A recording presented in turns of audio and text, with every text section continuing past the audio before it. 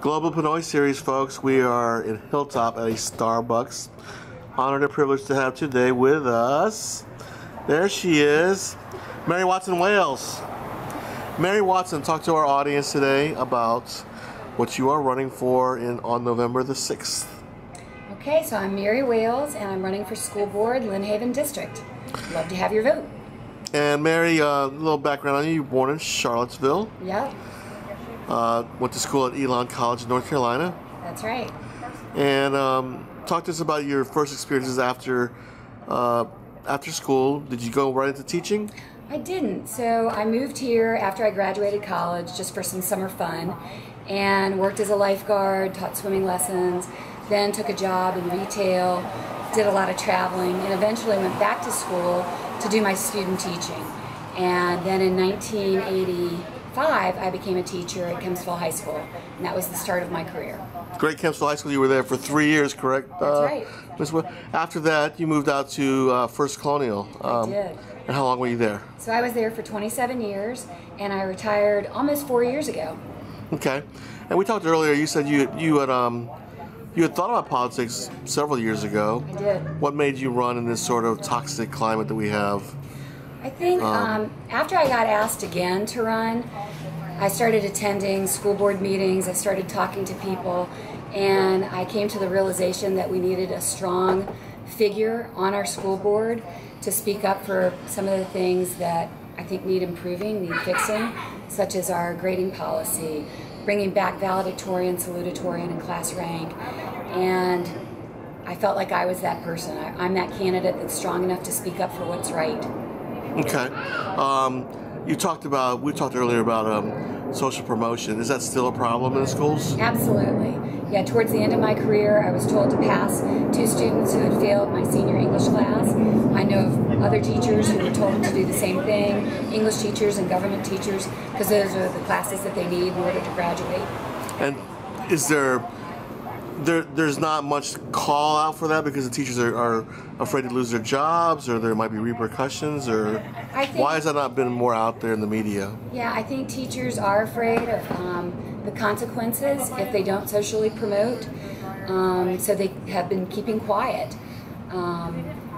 Frankly, towards the end of my career, I ended up having my classroom moved. I had some classes given to me for which I had no training, for which there was no curriculum.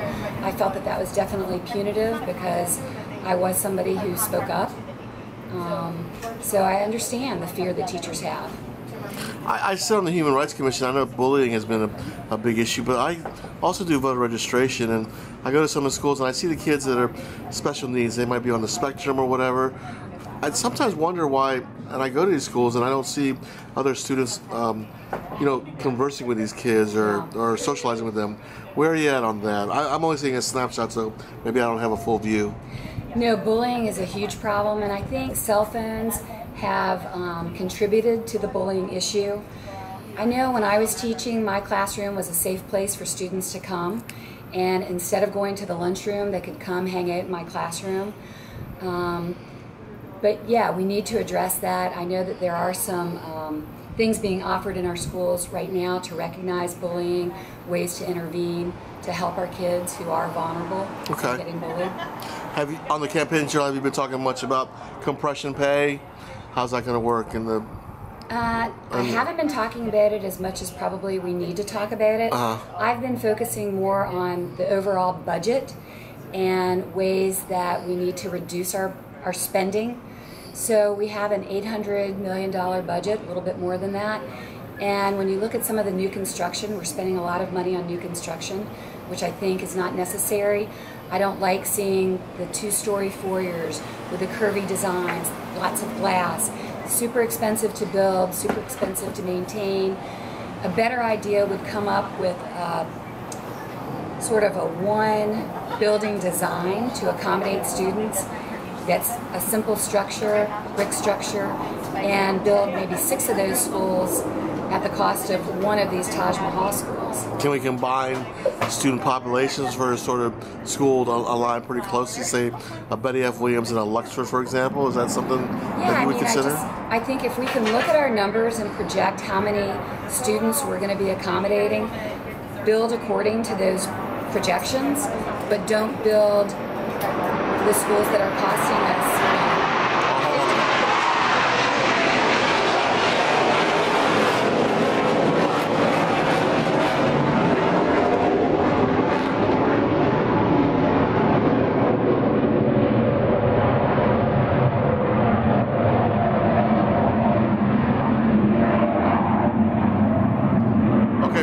Rewind like 2 clicks back, Mary. Okay. Obviously out here closer to the ocean front, guys. So I just think that we need to look at our numbers and how many students we can project we're going to be accommodating and build according to that so that we have big enough schools so that we're not still bringing portables on school grounds. But I think there's nothing wrong with a brick rectangle design. Versus Kellam High School is a beautiful school, but I think we overspent on that. I think we're overspending on some of our new elementary schools and middle schools, and I'd rather see more schools being built at a lower cost. Gotcha. And recently the school board voted 7-3 on the valedictorian salutatorian issue. Yeah. Can you give us your stance on that?